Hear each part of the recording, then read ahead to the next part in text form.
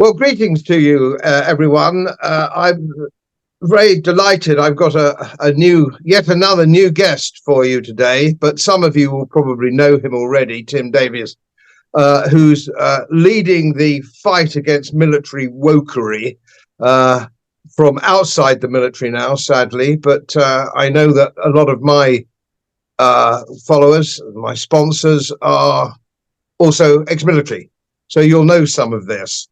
So we're just going to sort of drift through a conversation which I think might illuminate some of these things which are going on at the moment. And for those of you on Tim's channel who might not know me, I've had a rather varied career. I had a singularly undistinguished career in the army, city career, a bit more distinguished, but not frightfully so. And then, to my shame, I became an MEP, albeit a Brexit MEP. So I've had a bit of political experience as well. So I'm going to get Tim's views on these and add a bit of my views for perhaps a chronological dimension. And one of the things I know that, because we spoke before we came on air, Tim was quite surprised. I saw this coming down the road in 1980. And when I was coming to the end of my time, it was Exercise Crusader and Exercise Lionheart in 1980 and 1981, which was the last core exercise we had in Germany.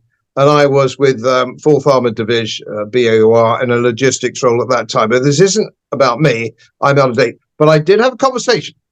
With a lieutenant colonel who was telling me that the British Army had to really start recruiting from the society, a broad society which it represented. And we took issue at that. And this is a long time ago. This was in 1980 or round about 1980. It was a long time ago now. And I tried to explain to him that you don't recruit an Air Force or an Army or a Navy from the man on the Clapham omnibus trying to represent the man on the Clapham omnibus. You're trying to match your foeman, the foe. So you need an army which is recruited on the same basis as the Russians or the Chinese, because they're the guys you're going to have to fight, not from your neighbours who responded to adverts to join the British Army, where it's okay to break down and burst into tears or to kneel down and pray in the middle of a battle. But that's when it started. That's when it started, when the problems of quotas and special recruitment and special promotions started to come about. And I saw it towards the end. I did a squadron commander's course, and I watched some women who were really not up to the job not get RTU'd for the simple reason they were women, and no professional soldiers were going to take the nerve to actually sack them in case they said, "You sacked me because I'm a woman." Having said that, there were one or two women I bumped into during my career, which was a while ago now, and a lot of the women were absolutely bloody good. They were shit hot. They were there on meritocracy, and I have seen that disappear now over the years, where meritocracy has started to disappear. And when you see a woman in a senior role in the military or the Navy or the Air Force, you're not sure whether she got there because she's jolly good or somebody wanted to tick a box. And I know Tim will now explain to us how the box ticking game of quotas works. So over to you, Tim, if I may. Well, I don't know whether I'm going to explain that, but I would just say also here, Godfrey, that it's not just women that get on. It's sometimes men that don't necessarily get promoted on merit. Of course, they get promoted on the things that they might do that are popular at the time, such as, let's just say, painting crossings in rainbow colors, for example, or being part of that community where you're promoting these kind of things. And it's seen, I mean, back in my day, I remember I ran the bar at Valley, and one of the things I did with the bar staff is we took all the wines out. It's not good enough, is it, to do your primary role? You can't just get promoted on your primary role. You have to do things outside of that, of course. So you have to run the creche, and I haven't got children, so I ran the bar. And we brought in all these wines. I went to London, and I went to a big a wine guy down there. He knew what he was talking about. Put all the wines in. We did all this stuff, and that shows you've got capacity outside of your primary role, which of course is being an instructor in jets. I don't like playing that game. No one wants to play that game, but it's a game you have to play. Now, I think what's turned into at the moment is this, what I would call status harvesting. And it's a very interesting way of talking about the virtue signaling in a broader sort of spectrum. If, let's say, you're not the greatest, from my background, pilot in the world, you're just an average pilot. And let's just say that you don't want to go and do these things where you have to run the sports day or whatever it might be that you're doing now. You have to organize a staff ride to Northern Europe or something, or you have to run the bar, or you have to show value outside of a core role. Let's say you don't want to do that. Another good way of doing it, to harvest some status points, virtue signal your way to it, is of course by promoting these minority groups. And whenever I've been attacked by people in the military, it's always over something they've done which is along these status harvest lines, i.e. they've written something about why we need more women in cockpits, and I've written back, why do we need more women in cockpits? Like, literally, why more women? Why not more men? Why not more? Why? Like, literally, I couldn't care less. Why do we need women? What are women bringing to the cockpit that men don't bring? And the thing is, the problem we've got sometimes, Godfrey, is nuance. People don't understand nuance. They understand binaries of black and white. They understand binaries of good and bad, zeros and ones. So people will say, well, of course it's great to have women in a cockpit. And I'll say, well, it's great to have the best pilot in a cockpit. Surely that's what you mean. And their brains then do this kind of weird loop of, well, of course it's great to have a pilot in the cockpit, but I want to signal my virtue and I want to harvest some status and I want people to think better about me. So I'm going to say it's great to have women in a cockpit, but of course I'm right. It's best to have the best pilot in the cockpit. And I think that's where people get tripped up. And I think specifically the problem is when people are in the military and they're in fields in the military which don't face death on an everyday basis. If you're a tank commander, for example, it's very easy to get people killed every day. Very dangerous piece of equipment. If you're a pilot, it happens. You could do it in a second. People could die in a second. But if you're working in administration or you're working in supply or maybe in engineering, or I wouldn't say engineering because I know a lot of great engineers that have saved my life in the past, believe me, it's not relevant. Meritocracy isn't that present. Does that make sense? It's not always in your face. If people go wrong, well, you just change the paperwork or you just reorder the supplies you didn't order.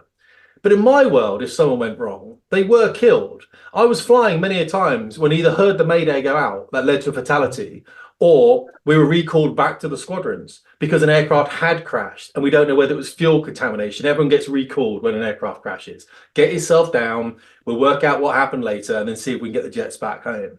So I think a lot of it is ignorance, unfortunately, and I don't think people realise the repercussions of, well, it's obvious they don't realise the repercussions, because if they did, Godfrey, they wouldn't be doing this sort of thing, would they? Well, exactly. And I saw this, of course,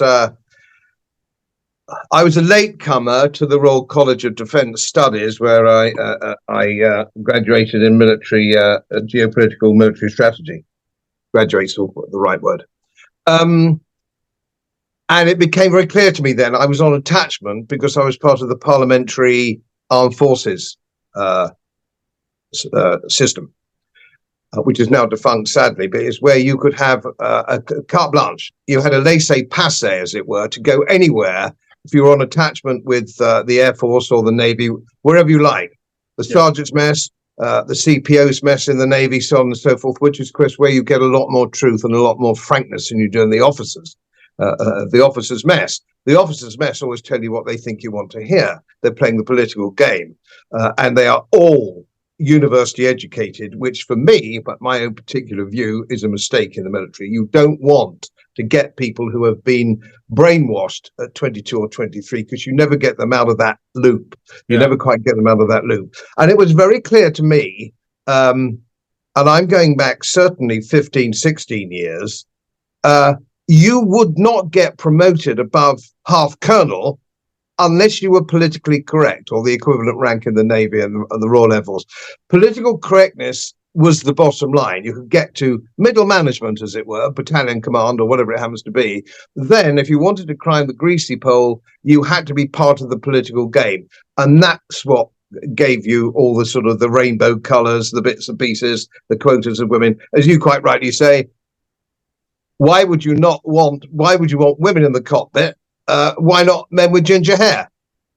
Or particularly useful, shorter men, because certainly even when I was a guest at I've drunk in your bar, by the way, up there at Valley when I was on attachment to the Air Force and various other Royal Air Force bars, and I'm glad to say with fighter pilots they still like a sherbet.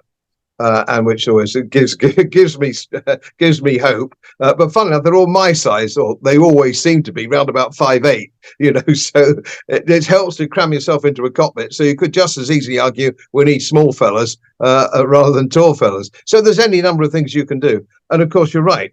You degrade the meritocracy, and you do that at your peril when your opposite number in the Russian or Chinese army or air force is pure meritocracy. And of course, as if you look back on history, you'll see what's the first thing that happened in 1939, 1940. Nearly all the generals were sacked. They all got promoted in 20 years worth of peace, post 1918-19, and they all had to be shaken out because they really weren't any good.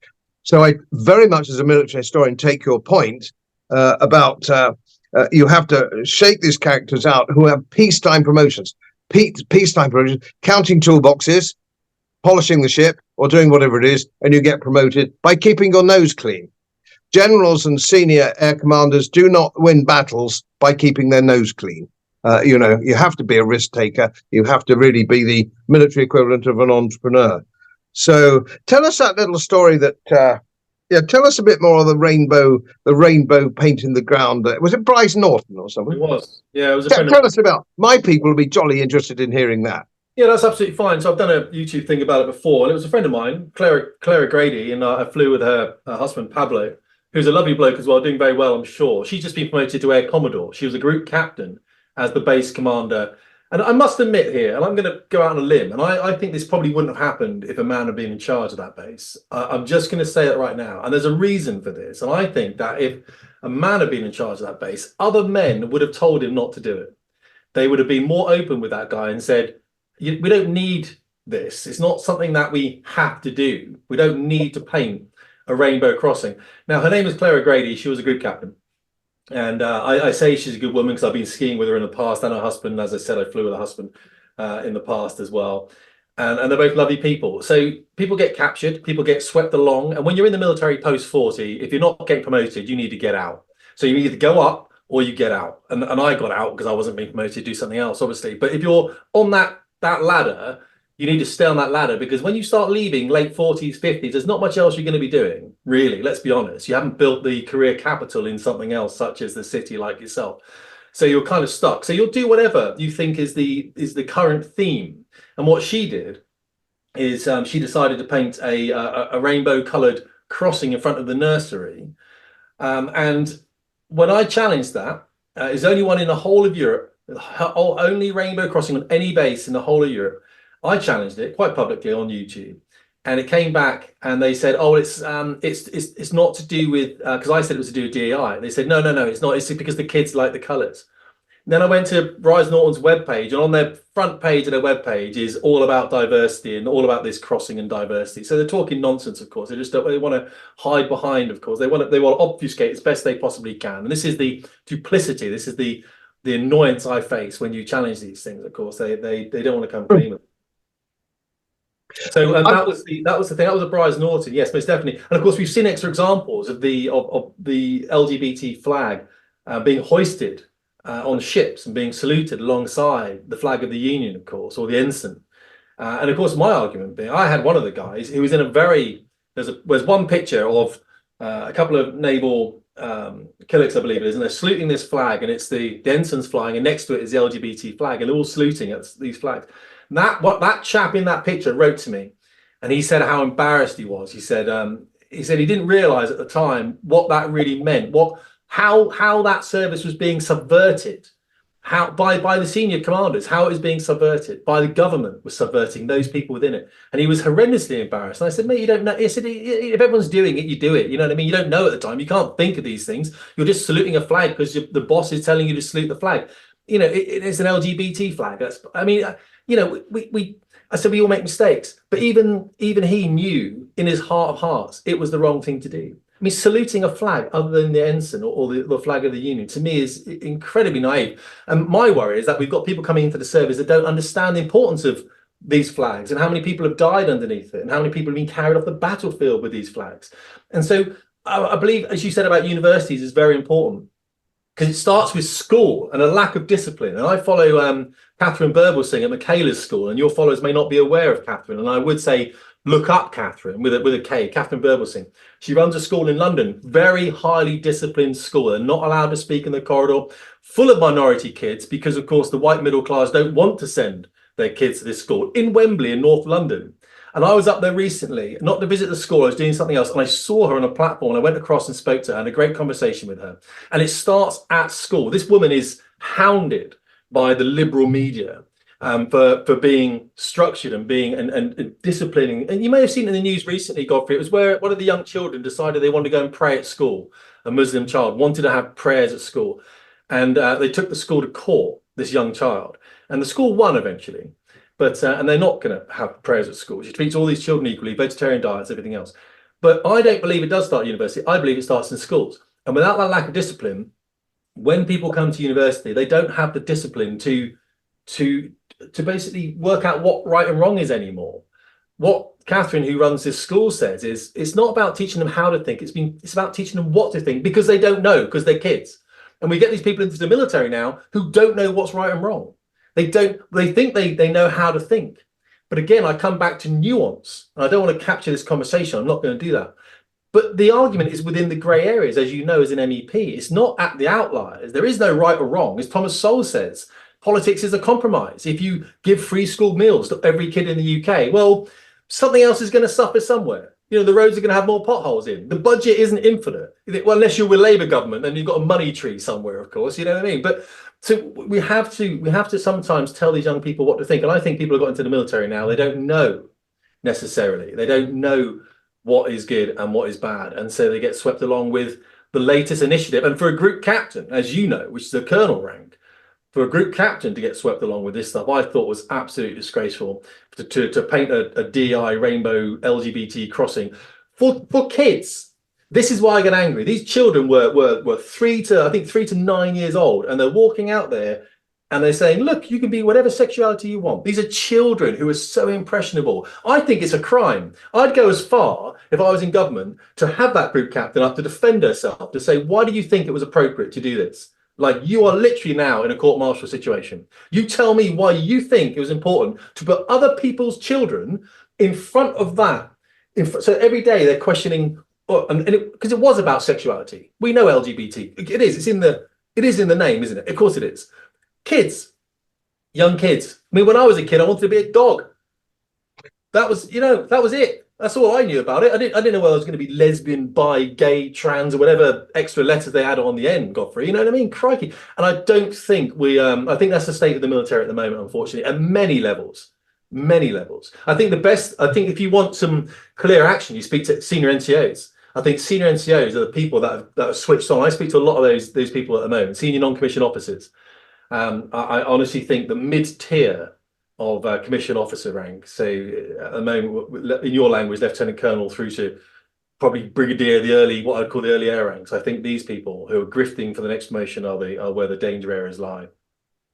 Well, I entirely agree, which is why I like the Armed Forces Parliamentary Scheme, which let me go into the sergeant's messes. Yeah. And I found that fascinating, because I've always said the sergeant's mess is where you get the truth. That's where you get the honesty. And of course, that's where you get the experience. It is. That's where you get the experience. It's very much more true of most of the army, because the Royal Air Force is so highly technical. It is.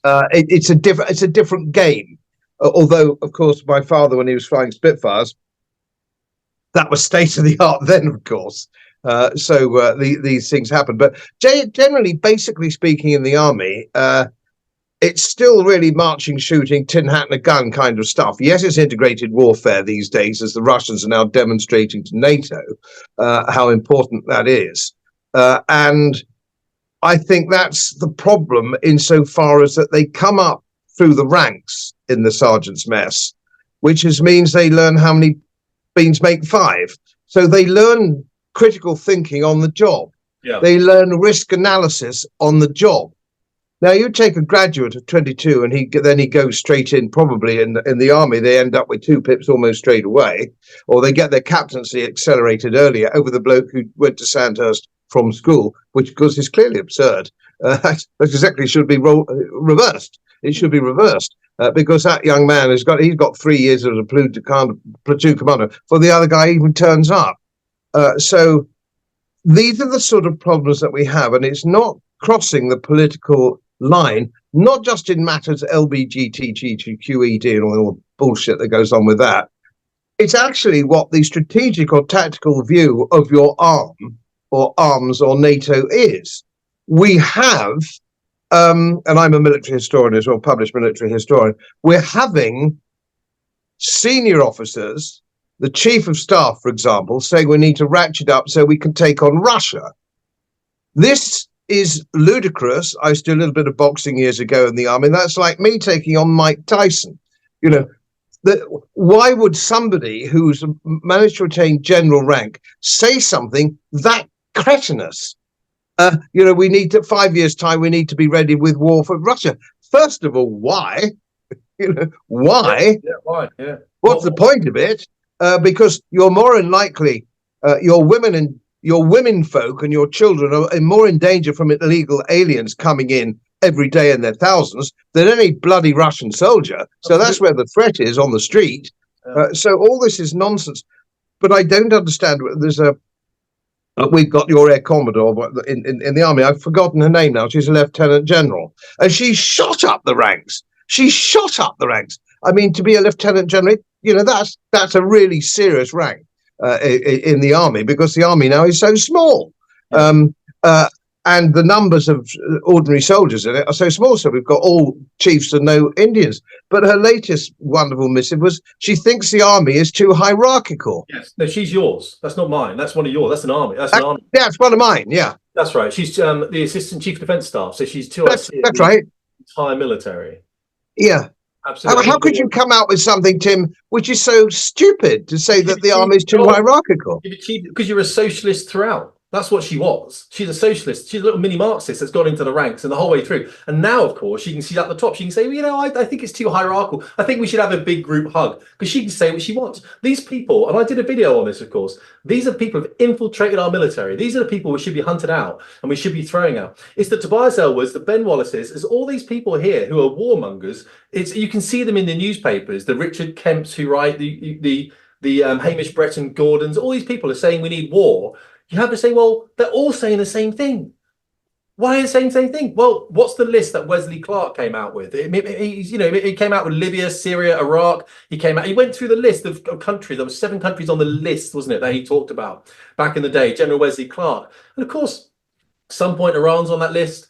Russia, let's break them up. Let's have 15 individual. I mean, the riches in the biggest country in the world. The riches in Ukraine, of course. I mean, these things. It comes down. I'm a realist, so I listen to John Mearsheimer, Jeffrey Sachs, all these people. I'm a realist, okay, and I believe the people with the biggest stick are going to be the people that can be bullies in the playground. So who's got the biggest stick? Well, America's got the biggest stick. They can do what they want. I mean, why is America interested in Ukraine? What has America got to do with Eastern Europe? Like, why are America in Eastern Europe? I don't see Russia having bases in Mexico or bases in Canada. And the Monroe Doctrine, of course, would stop them doing that. We saw that with the Cuban Missile Crisis. So why has America got, what on earth are we allowing America to have anything to do with Europe whatsoever? Of course, we realise, though, we are purely a vassal state of the United States, and we have been for some time. Hence, we've got the United States Air Force in Mildenhall and Lakenheath and some other bases around the UK, of course. And that's the agreement, isn't it? We say to the USAV, we'll let you base yourself here, but of course, we're expecting some level of protection from you when it all goes wrong. But this is the thing. So you can, when you get to that level, you can say what you want, and you don't believe to have it's going to have any consequence. I met at a party. I'll tell you right now. It's an interesting story. With Ben Wallace, with the diversity thing that came into in the military. I was at a party in Somerset, and I met his personal staff officer. I'm not going to go into more details about who he was or anything. And I just said to that guy, I don't drink anymore, but he was having a few beers. What the hell happened with the diversity thing from Ben Wallace when he was defense secretary? I said, how did you manufacture that? I thought that was going to hit the military and it was going to bounce off it because it's the military, right? The education will suck it up because it's education full of women, full of left women, let's say. Same with healthcare. We all know this, of course. Same with the civil service. We all know they're going to absorb this stuff because it gives them little bits of power, doesn't it? Now we can poke people through the diversity thing. Fine, I understand that it's going to happen. Military, never going to happen. The military are the worst of all. They suck this thing up bigger than anyone else did. And I said to this PSA of Ben Wallace, who'd left by then, and I said, how on earth did that get approved at government level to push it into the military? And he said, mate, it was part of a meeting. It was like, I think the last thing on a schedule was like diversity. Can we push diversity into the military? And Ben went, yeah, I'll give the chiefs a call. It was that quick. There was no thought about what was going to happen. There was no thought about the implications of this at all. That people were going to, when you give the military a job to do, they will do it. You know this, of course. They're going to do it. You tell them to go and take that bridge. They'll take that bridge. They won't stop until that bridge is taken. When I'm flying these aircraft here, Tornado over there, you sent us on a mission. If the radios went down, it didn't matter if we had no comms. If the radios went, we're hitting that target.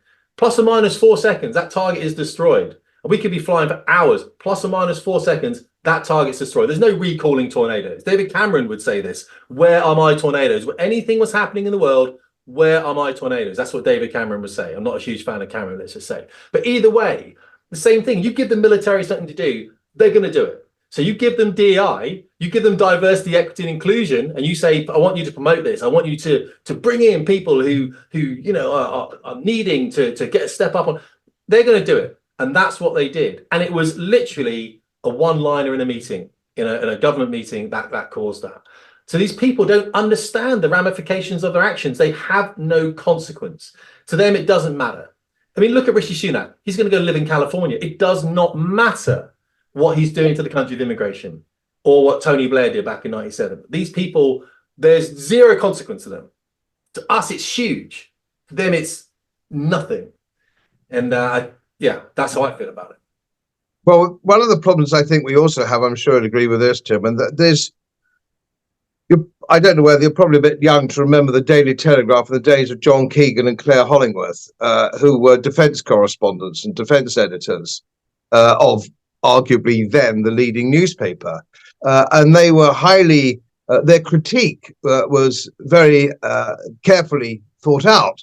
Now, I'm not sure whether you buy into this. I rather do myself, because having 10 years in politics, I've seen, also both sides of the coin, and the level of deceit and chicanery in politics is worse than even you think. And I know you think it's terrible. It's worse, believe me, once you're in it and see it from the inside.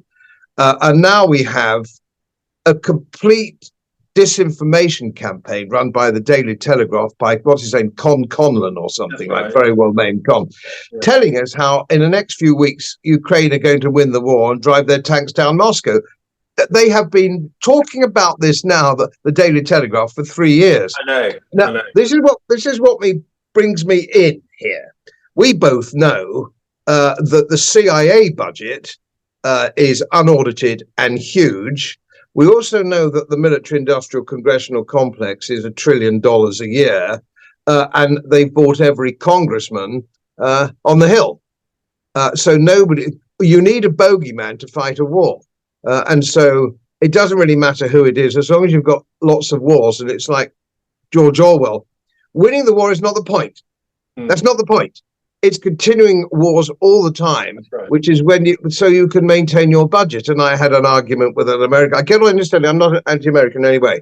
I got on very well at RCDS with American officers, and all officers in point of fact, particularly the ones from Oman in point of for some reason.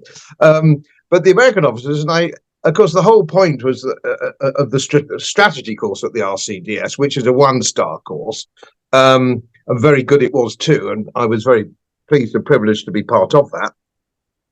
But I spoke, and this is absolutely typical, I spoke to an American 1-star officer, and we got talking, being a military historian and running kind of things that we had to do and give dissertations, what the point of the Anglo-American War of 1812 was. And it was fascinating. This is from a 1-star. He said, "Hey, Godfrey, I don't know what the war aim is, but we sure whipped your ass." And I thought, you mean at the Battle of New Orleans? I said, just after the peace treaty was signed. Hey, yeah, I don't know anything about that. Well, he didn't know anything about that. because actually he was charming and nice, but thick. And when I spend time in Washington, I meet people, the State Department, the Brookings Institute, and all these people. Brooks Brothers suits, shirt and tie, clean cut. And they are possibly the most stupid people that I've ever met in my life, which is dangerous when they've got all that hardware and they've got all the missiles. And then we go along with it. Our media is controlled by the English middle class, the BBC and Sky and the civil service. And I regard the English middle class as being equally stupid. They are cretinously stupid, the English middle class. And if anybody watching this doesn't believe me, go to Tate Modern, where they will glorify over a dog turd on a sheet of paper by Tracy Emin, reckoning that's art. There's almost nothing you can't tell the English middle class with a straight face that they won't believe. And most of my middle class friends have bought totally into the Ukraine Russian Federation story. Yeah. They all believe totally that one day Putin woke up and he was bored in 2021 and suddenly invaded the Ukraine for no reason whatsoever. They deeply believe that. And here's another thing, you're quite right when you talk about how military will do exactly as they're told. I also have a friend just not a few villages away who was a nuclear submarine commander. He only left about 10 or 15, maybe 10 years ago or something. Not long. It doesn't get more difficult to be that. You know, it's like your lot with your complicated aeroplanes, your F-35s and all that kind of stuff. You need to be pretty bloody good to pass that. But of course, I suppose, just building on your view here, that if you've got a nuclear submarine with the nuclear button, you don't want somebody in charge of that when you get right, okay, press the button to nuke Moscow. You don't want somebody in the submarine going, woo. No, you don't. I don't think that's a good idea. He's got to do it.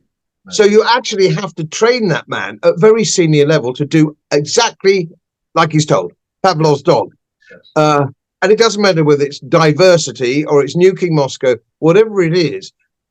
But they must know in their heart, certainly, that you cannot take on with the European army, call it what you like, or even NATO, the whole tutti frutti, a land war with the Russian Federation. They must know that deep down, if you dig deep enough, or maybe they don't, Tim. Maybe they don't. Yeah, no, it's interesting, and that's why I love having conversations with people like yourself, because I say to people, okay, so let's think that they actually believe this to be true, that they can somehow, because we know the European army was a big thing, it's still going ahead. When, you know, if we can knock our army small enough to be maybe more of a specialist force, then the European army, we can bring them together now. Now we've got the European army. So it's a way back into the EU, of course, isn't it? So let's say that they do believe that we can get all the European armies together, like Macron is going to put French troops in, for example, Scandinavia, bring them, and we can then challenge the Russian army. Let's pretend they honestly believe that. So that's a possibility. They may believe that's a case that they can do that. One of my things I also believe is I don't think they fully understand the tactical nuclear threat that Russia has. I read a lot about Putin. I've read a lot about Russia, and this is one of the problems, of course, isn't it? I haven't got a job necessarily. I've got a small business, so I can read a lot. I can listen to a lot of podcasts and information. And this sort of, when you read back on this stuff, it doesn't matter what we think about Putin's actions, but it does matter what Putin thinks. And I don't think we give that man enough credit. This is why I get called a Putin apologist the whole time. But we're adults, so names don't upset us anymore, do they? But I don't think we fully understand Putin's thinking. Putin doesn't think like the rest of us. Russia is not like us. And we are in this country, of course. We can see it in our senior military heads, of course. We believe that we are right because we always have been right. But my argument being, well, as you've just said, Putin didn't wake up one morning and decide to invade Ukraine. Let's go back to 2014. Let's go back to a CIA-led, if we want to say that, throwing out Yanukovych, whatever. And we can do that if we want to as well. Let's go back even further. Let's go back to the 90s. Let's go back even further than that. Putin goes back to the 9th century. So when we're going back to maybe 1990, maybe 1970, maybe whatever it might be, beginning of the Cold War, let's go back to the end of the Second World War. Putin's gone back to the 9th century. He's talking about Rush. He's talking about what happened before Russia. He's talking about Kiev's place in there. He's talking, it's a different world that he's thinking than we are. we don't give him the credit for this. And it's not even our country. It's not even our place to interfere. Ukraine has nothing to do with us. It's on the border. Geography gets a massive vote. You just can't say. This is the thing I don't understand. If he was to put missiles on the Canadian border, America would do something about that. But we can say that Ukraine can become part of NATO and Georgia can become part of NATO. And we don't expect him to have an issue with that. Ukraine extends further east, extends so far east. If you took Ukraine, you could encircle Moscow so quickly. It's ridiculous. And again, we can say, well, NATO is a defensive pact. NATO's never attacked anything. And then we can look at Kosovo. We can look at all the. But Putin doesn't see it that way. For Putin, it's completely different to the way we're looking at it. And I think this is the thing. I think we've got a lot of people in the military who are intentionally ignorant. When I was flying fast jets, by the way, I knew none of this, zero. When you're instructing on fast jets, we were flying these airplanes here, it takes up 120% of your capacity. Like that submarine commander who's done the Perisher course. The Perisher course, when I was in the Navy, I remember I was in a wardroom down in Plymouth, down in Guz. And I remember we're all there being pilots in the Navy. Oh, look how awesome we are at the bar, having a few, in the wardroom, having a few sherbets. And then the whole room went quiet. The whole wardroom went quiet. And it's because a submarine captain walked into the bar. So there's us thinking that we're the top dogs. And we're not at all. Submarine captains are the top dogs. And then surface fleet captains are the next top dogs. And then supply, engineer, everything else. And then pilots in the Navy, which I really liked, by the way, are the lowest of the low. Pilots mean nothing in the Navy. They're nothing. It's nothing at all. Harrier pilots, helicopter pilots, nothing. In the Air Force, they're at the top. And I think this is one of the problems. But what I'm trying to get at is when you're in there, when you're doing this heavily technical stuff, you don't have time to even entertain any geopolitical type of information. There's nothing. And when you go to staff college, I know people have come to staff college, and I know they've come back out of staff college, and they cannot even communicate with me on a level that I'm talking now. They will say that I'm a right-wing Farage, whatever. They throw these terms around that mean nothing to us now. I've been called racist by guys in the service, literally. And I'm like, what does that even mean? How am I racist? Like, what have I done that's got any racial, immigration? It's like, how stupid can you be? So luckily, our military is controlled by the civilian government, and that's the way it should be, of course. But I don't think our government's any better. If anything, it's even worse. And I think we're tied in now to whatever this, I hate to say the World Economic Forum, I hate this, but I think right now we're controlled by an entity outside of us. We don't have sovereignty within the United Kingdom whatsoever.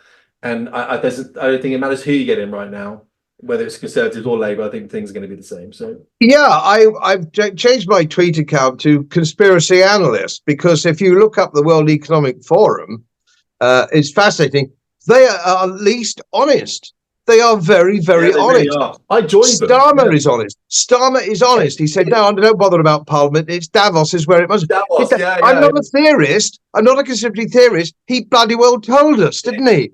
Did. It's World Economic Forum, and that's why they all say the same thing. Macron, Trudeau, Sunak, and all this business about, oh my goodness, we can't let Labour in. Like it's going to make any difference. Won't make any difference. Won't make any difference at all. I was a guest over with the American Air Force in Arizona, and I've got a mate of mine who was an instructor on on F-35s, who just left last year, half colonel, who believed this guy's a very clever guy. He's not just a pilot, difficult enough. He can restore cars. He can build a bar, in a back room, perfectly carpentry. And I think there's nothing he can't do. This guy's a seriously clever dude. Married a squadron leader doctor from the Royal Air Force, and he was based in Norfolk for a while. So he is really a seriously clever guy. He bought and buys absolutely everything he's told by the government. And the COVID business, he bought it into it lock, stock, and barrel. This guy's got an enormous brain. He's practical with his hands, which is unusual to go, both things. But he just simply would not accept that there were dangers in forced medication and so on, all this kind of thing. He just simply wouldn't accept it. And of course, his wife now works for the Mayo Clinic, who also does exactly what she's told by Big Pharma. all the doctors we have. I've got lots of friends. My wife's an ex-medic, retired medic. So we've got lots of medic friends. In fact, we had 2 surgeons stay with us just over the weekend. Fortunately, good drinkers. They everything is run by Big Pharma. Even there, it's a memory test. If you want to be a GP, you have to go through 4 or 5 years at university, memorize what you're told, tick the boxes. There is no critical thinking or risk assessment by a GP for the national health. They just don't do it. They don't even think it's their role. So again, we seem to have we have a generation of people who just don't do critical thinking, and they don't do risk analysis, and you need that in your life all the time. Everything you do, you overtake a car, you drive, if I drive into town, I make a risk assessment. If I overtake a tractor, can I see far enough? Is it clear? It's a risk assessment that you take. Critical thinking. I don't believe what everybody tells me, and now I'm an old man, I don't believe what anybody tells me, especially if it's in the newspaper. Do you have a view, Tim, on Operation Mockingbird, which might explain some of the uncritical views at the moment of the Ukraine by mainstream media, every aspect of mainstream media? I haven't heard it called Mockingbird before, to be fair. There's no point in me getting involved in conspiracy theories, because I think what happens is a bow wave of people that then get behind the conspiracy theory. So I tend to read around a lot of subjects. I tend to try and read a bit of history like yourself, of course, and try and work out where people are maybe coming from. And that's the thing I did with Putin, of course, and which is fascinating and quite interesting. And of course, you make a lot of enemies that way, of course, and people that you used to know by reading about Putin and maybe trying to justify his position. So I think people like Professor Mearsheimer, who I think is in the Chicago University, I think. Yes, I know. I'm familiar with his work. Yeah, I've had that to Doug McGregor on my channel a couple of times as well. Yeah. He lays it out pretty bluntly. I mean, McGregor does. He just says, "Bang! This is what I think," in a very American way, but it's a very accessible way he does it. And very nice guy, old school. Yeah, it's very old school. I think the way that he does it, when you listen to Mearsheimer or Sachs or someone like this, you tend to get. You have to, what's the word? You have to have, as you said, a bit of critical thinking. You have to kind of, these are very clever people. It's their realm. They know what they're doing, and so you have to kind of go, right, I'll listen to what this guy says, and I'll then go and add some other bits to it. With McGregor, you can just listen to him, bang, right, got it, happy. That's it. Very accessible, and that's what we're doing now with the media, of course. As you said, Coughlin. If you look at Richard Kemp, all these people, Hamish. Brett Gordon, all these people are very. I read an article recently. They're very blunt. Bang! I'm giving you the 1 or the 0. That's what I'm giving you. I'm not giving you the. Well, Putin. He feels that Ukraine is still part of this, and we're going back now to, as I said, the 9th or the 12th century. It's hard for people to understand that. And I read an article recently on psychology that I've spoken about before, where if you are ambivalent towards a political point of view, or maybe you're taking the nuanced approach. So let's say someone says about reform or maybe conservatism, and they're a bit nuanced about it. We're saying, well, Farage is kind of saying this, but actually the conservative people they won't trust you. They don't trust you as well, which is why you tend to get politicians come down on one policy or the other policy, and there's no grey in between, because people are busy. They come home from work, they've got the kids to sort out, they've got to take them to a concert, then they want to get some food, and then they want to listen to something on TV, and they go to bed. So they haven't got time to process, and I haven't either, by the way, to process all this information and try and come out with some rational argument. And apparently you've only just started teaching critical thinking in school. It hasn't been taught before. So we haven't got people that are able to balance an argument that well. Or maybe, and also, I think social media might be responsible for this.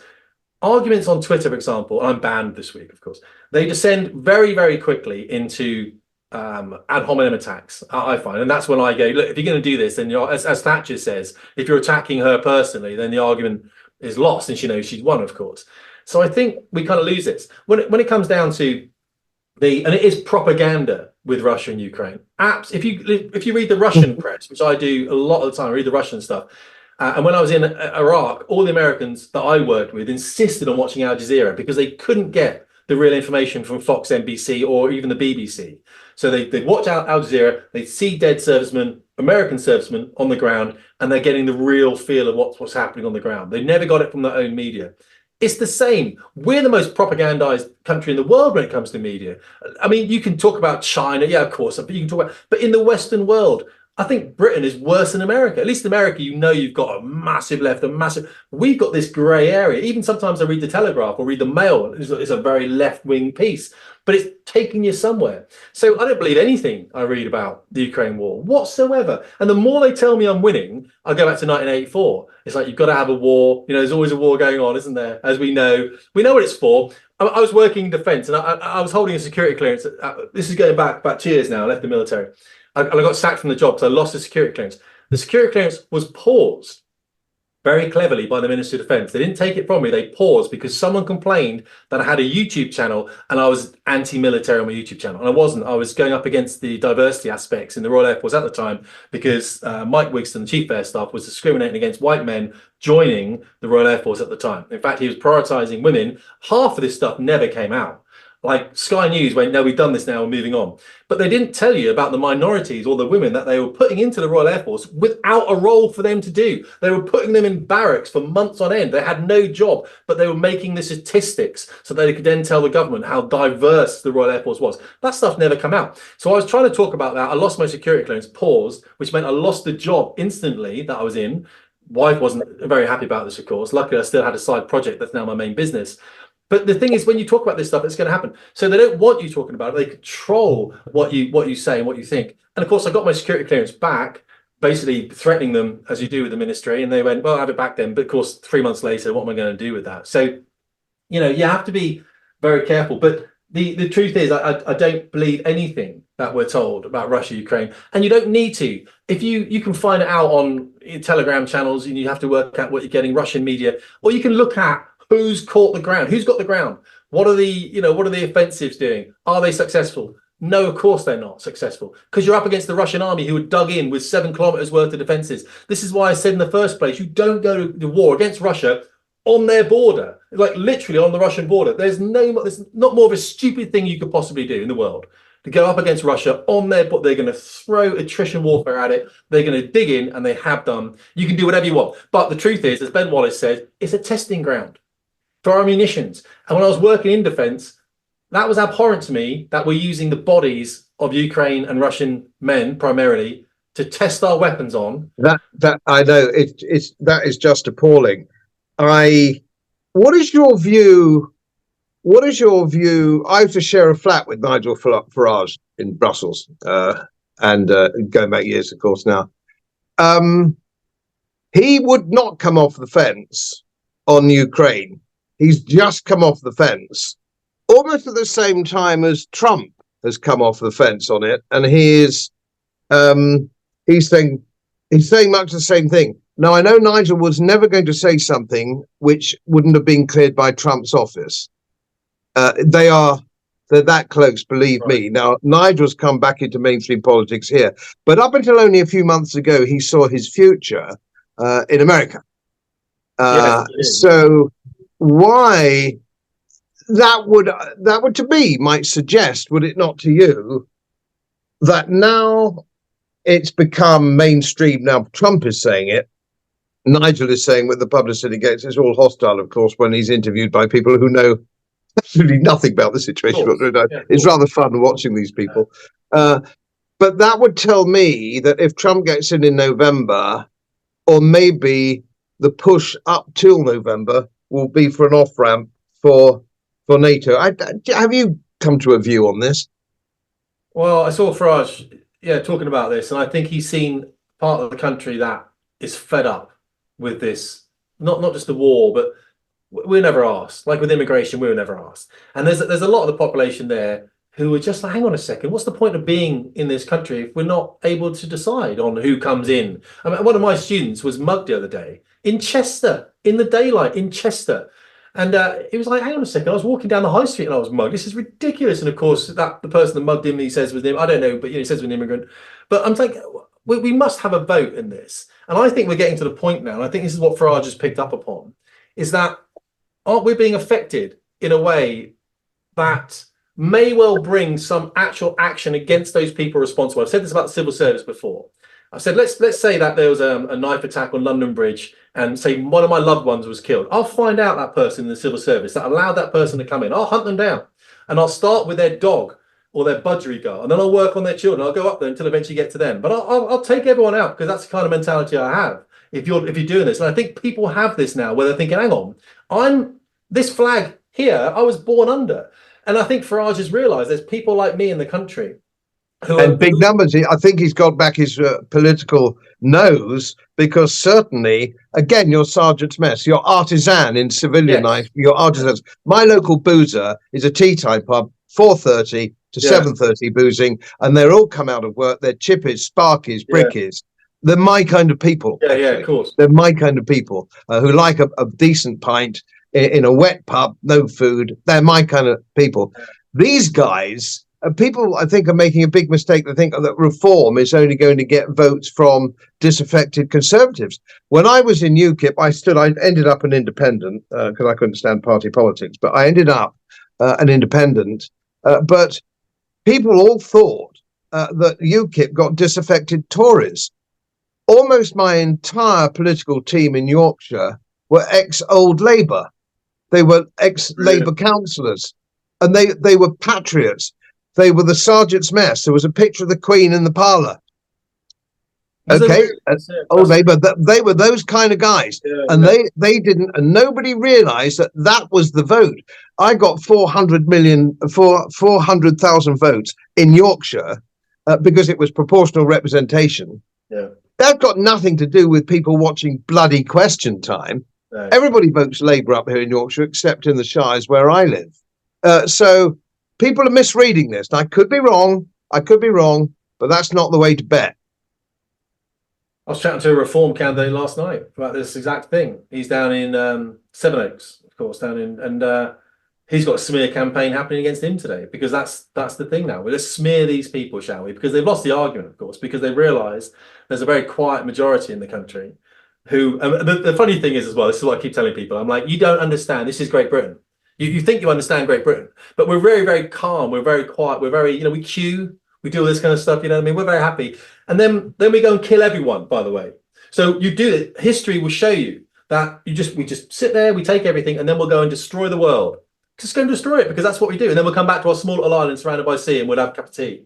And we'll go. Beware the Anglo-Saxon about Rudyard Kipling. Perhaps you're familiar with that. If you're not, viewers on both our channels, it's well worth looking up. Yes. It does give one a bit of hope. Well, look, Tim, I've taken enough of your time. It's been, as I knew it would be. It would be a bit of fun and a bit of an opportunity to let off a bit of steam, because I think if we didn't do this kind of thing, we would go out and kill somebody, but never anybody's dog. I don't mind killing people's bloody noisy children, but dogs, never a dog. Never a dog. I'll take the dogs. I'm a big dog fan. I'll take I'm just the same. Yeah. Tim, absolutely fantastic. Thanks again for coming on, and we'll have another chat another day, I'm sure. Absolutely. Yeah. Lovely to speak to you, Godfrey. Thank you. Thanks. As most of you know, my work is very heavily independently research based, and I get my information from all over the world. It would help if you press the subscribe button and the little bell next to it, because the more subscribers I have, the more likely it is that international independent research institutes will share their material with me. It's most helpful, and then of course I automatically share it with you. So surprise, won't cost you anything. Thank you very much.